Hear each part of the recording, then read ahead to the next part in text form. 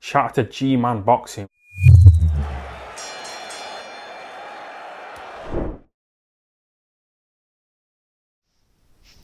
Tank Davis, following on from that Ryan Garcia win, realistically for me, he should only be targeting the winner of Devin Haney versus Vasily Lomachenko, which happened on the 20th of May.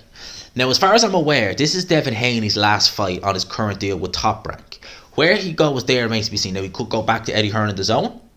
He could go elsewhere. Potentially he could stay with Top Rank, but I don't know if he would. Personally, I don't know if he would.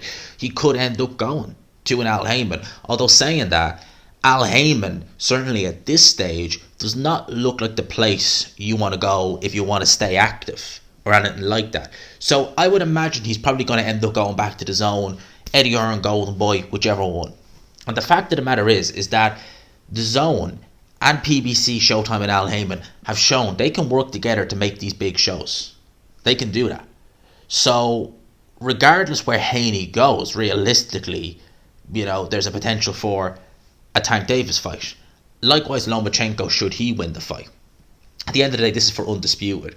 Tank Davis, judging by how much bigger Ryan Garcia was in the ring on fight night, he really is a 135 pounder if he keeps himself in shape.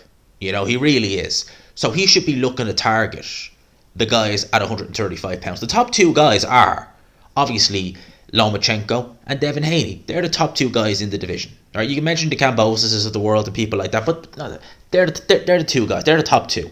Shakur Stevenson is there as well, and he's a tremendous talent, as we all know.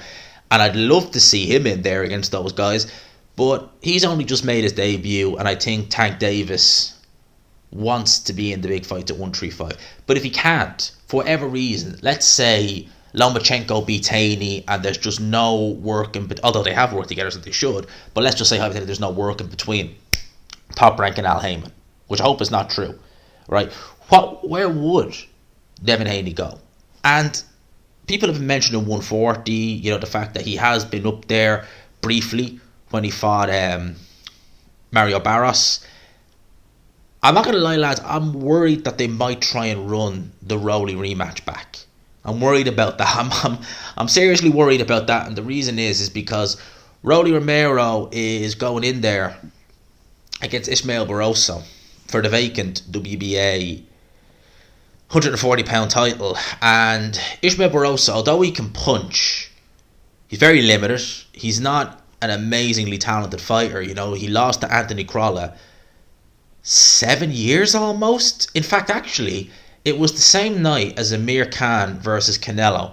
I remember that fight well because that was on at the zone. That was on a Sky show. The Zone were the thing back then, and it was on a Sky show. He fought Barroso that night, knocked him out in 7. Canelo fought Khan that night. So it's nearly 7 years, a long time, and he didn't look good in that fight. That's 7 years ago, lads, a long time.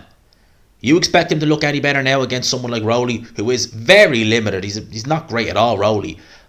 But even then, he should still be enough to beat an Ismael Barroso, who's since lost other times after Anthony Crolla. Right? So he'll more than likely pick up a title at 140 pounds. Tank Davis has already beaten Rowley at 135. I'm worried they'll go down that route again. And I think with Tank Davis, this was the best I've seen him in a long time, and I like Tank Davis. I think he's one of my favorite fighters. I think he's tremendously talented, and I worry, is he one of these guys who needs to rise to the occasion to bring out the best in him? And if we bring him back down to these levels, your Rowleys, your Pitbulls of the world, we're going to see a sluggish Tank Davis who's not quite at the races. I don't want to see that. I want to see Tank Davis make the most of his potential, because he's going on 20 years. He's not getting any younger. At those weights, when you're in the early 30s, it can just happen. And, Tank Davis has not had the cleanest lifestyle. He's been fluctuating in between fights, crazy weights.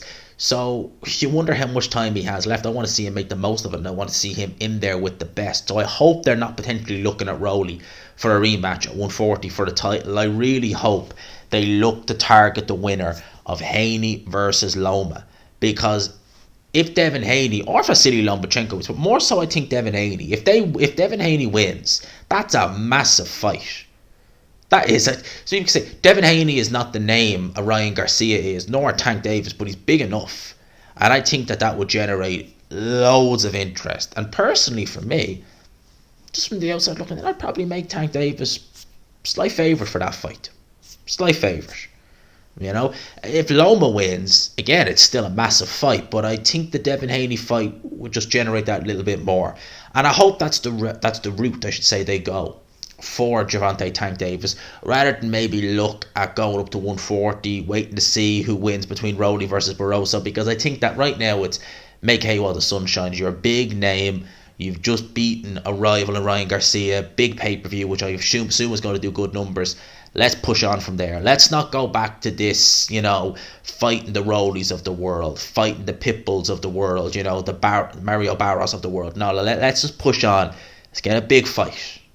Let's target the winner of Devin Haney versus Lomachenko for undisputed at 135. I hope to God that's the route they go down. I really, truly do. Let me know your thoughts in the comment section below. I hope you enjoyed the video, people. Smash the like button if you could. Hit subscribe, of course, if you haven't already. For now, lads and lassies, I'll leave it there. I'll talk to you. Peace.